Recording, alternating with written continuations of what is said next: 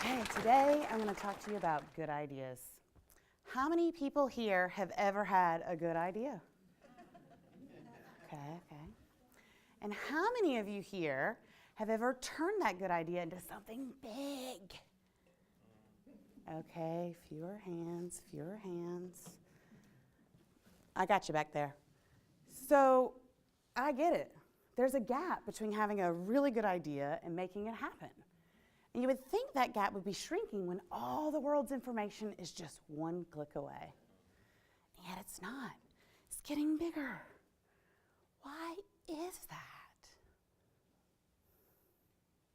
It's because ideas are fragile. Ideas make us vulnerable. It's scary sharing something new and different, especially in an age where businesses have over-rotated on saving money and managing risk. So what are we going to do about this widening gap? Well, I'm a bridge builder. I've worked with companies like Cisco and Arby's and MetLife to close the gap from idea to action. And today I want to do the same thing for you. Because the world needs your ideas. The world needs you to take action. I mean, we need to save the honeybees in our food supply. We need to fix our aging power grids, develop new vaccines, and cures to old diseases like cancer. The world needs you. So today, let's do something big. Let's start a revolution, an innovation revolution. Let me tell you what I know about innovation. For the last few years, I've worked with companies to generate more than $1 billion faster than ever before by simply acting on the good ideas of their employees. It sounds so simple, but trust me, it's hard.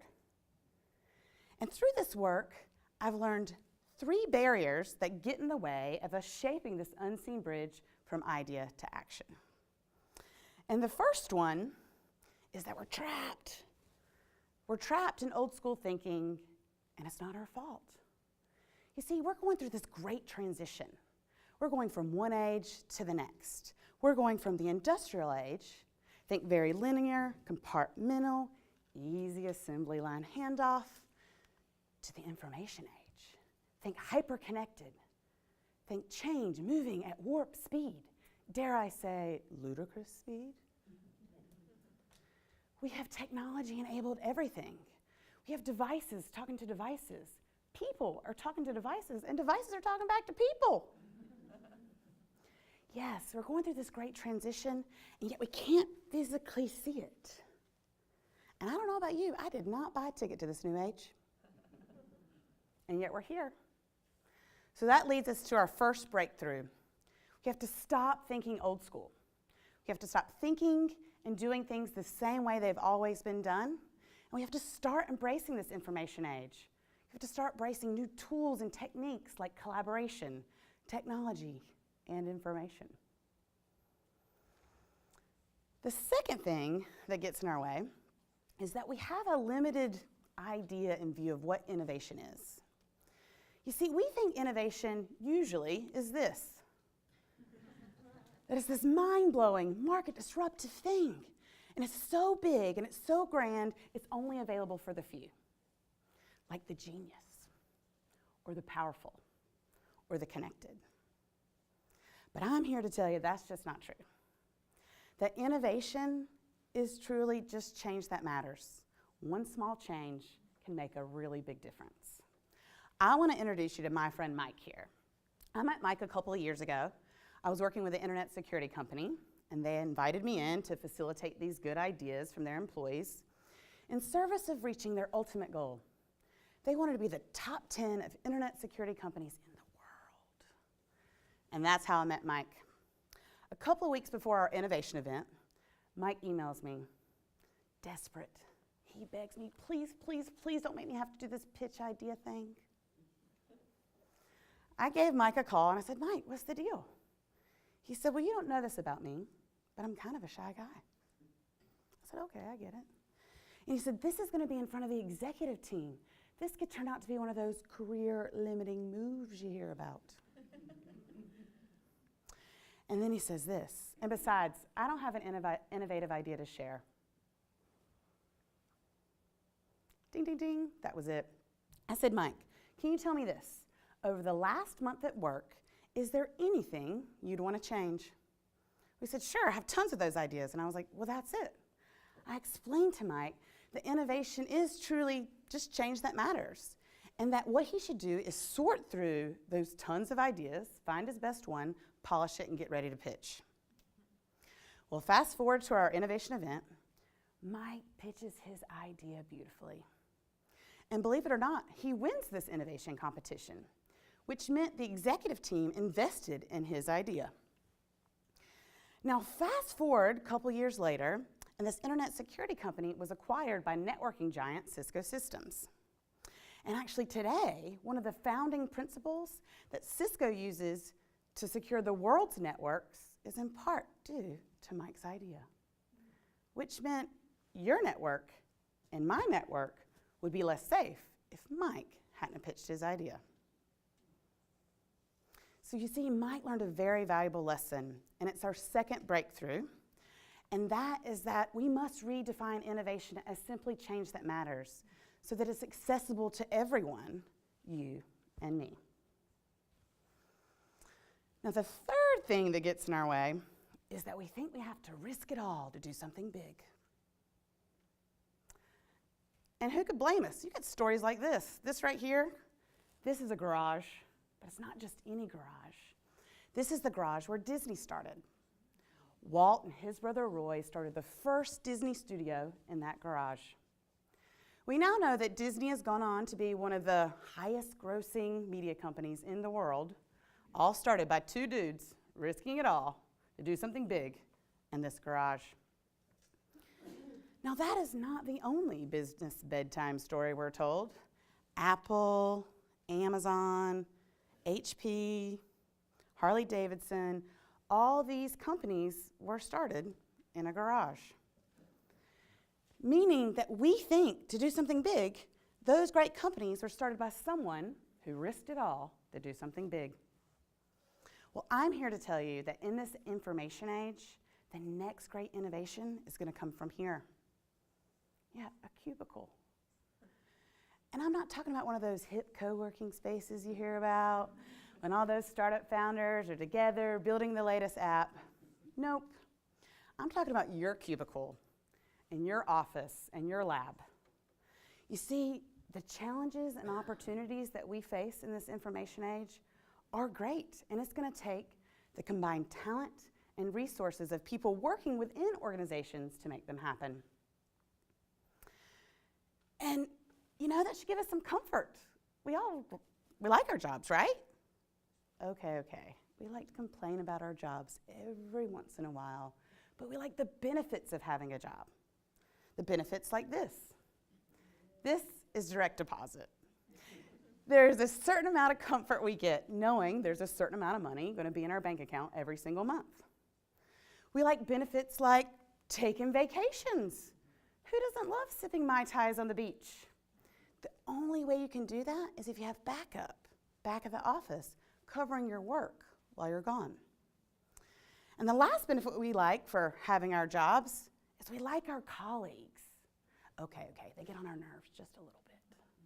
But we like working as a team. We like the confidence and support we get knowing that there are others with complementary strengths to ours so that we can do something bigger than just if we did it by ourselves.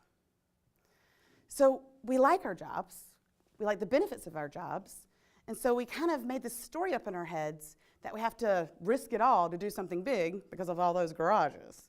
Well, I'm here to tell you, you can absolutely keep your job, innovate and do something big with this concept. Intrapreneurship. It's kind of hard to say. Intra meaning inside, preneurship, we think entrepreneurship, we think innovation outside, put it together. Intrapreneurship is this concept that you have entrepreneurship inside an organization. But I gotta let you in on a little secret. This concept is not new. It was actually made most famous in the 1980s by the former CEO of GE, Jack Welch. And he believed that his employees were the key to success. And he and his leadership team empowered and enabled these employees to do some really incredible things, like entering in emerging markets, At the time, it was very risky. Nobody was doing it and super uncertain, and yet it paid off. Another group of employees discovered this idea of adjacent markets. That's this concept where you have one product or solution, you tweak it just a little bit, you apply it to a new industry, and boom, new market, new revenue stream. All this entrepreneuring paid off for GE. GE went from a $12 billion company to a $208 billion company during this time. All thanks to the leadership, empowering and enabling entrepreneurs inside an organization. Now you might be sitting back out there saying, okay, that's a pretty good story. You got any more proof? I got you. I want you to meet Stephanie. Stephanie here was a chemist at DuPont. She was working actually on a steel project when one day she discovered the potential of an impenetrable fiber.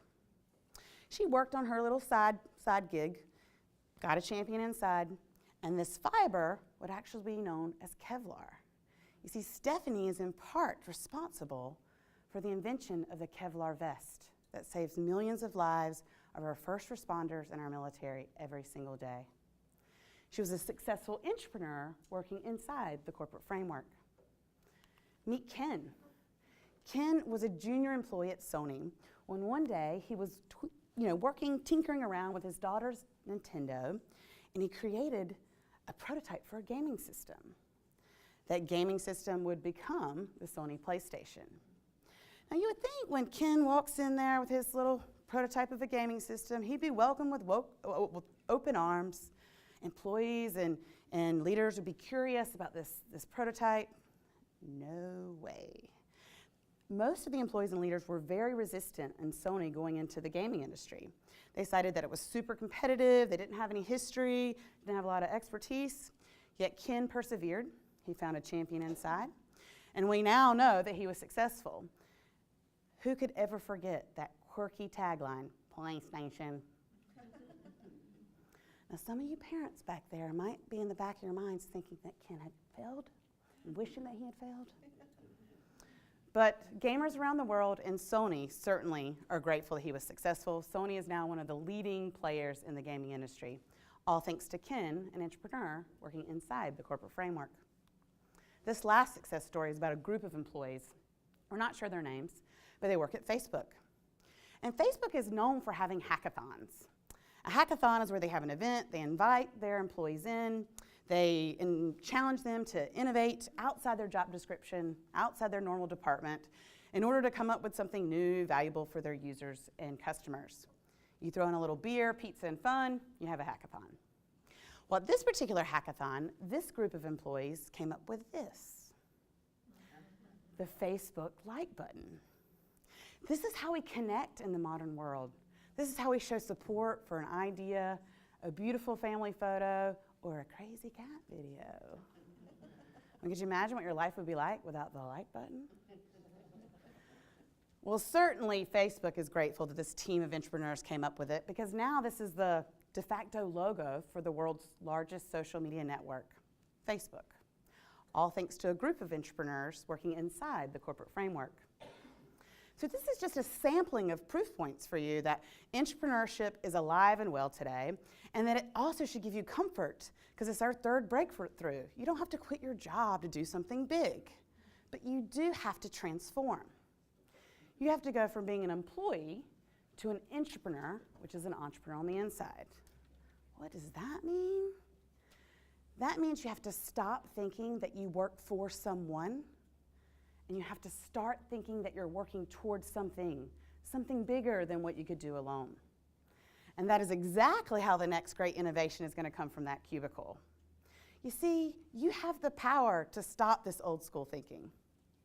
You have the power to embrace this information age and all the new tools and techniques that come with it.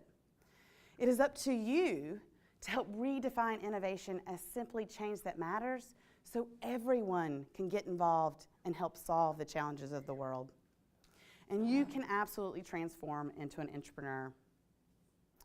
Now I have one final story for you, a little inspiration for the road. This story is about a man who knew a thing or two about positive revolutions and what can happen when a brave few act on their good ideas to change the world. And that man is Dr. Martin Luther King Jr. He said a movement that changes both people and institutions is a revolution. That is exactly what we need right now, an innovation revolution. You see, it's up to us, we the people like Stephanie and Ken and Mike and you and me. It is up to us to turn our good ideas into something big to change the world. So let this be your official invitation. Welcome to the Innovation Revolution. Now let's do this.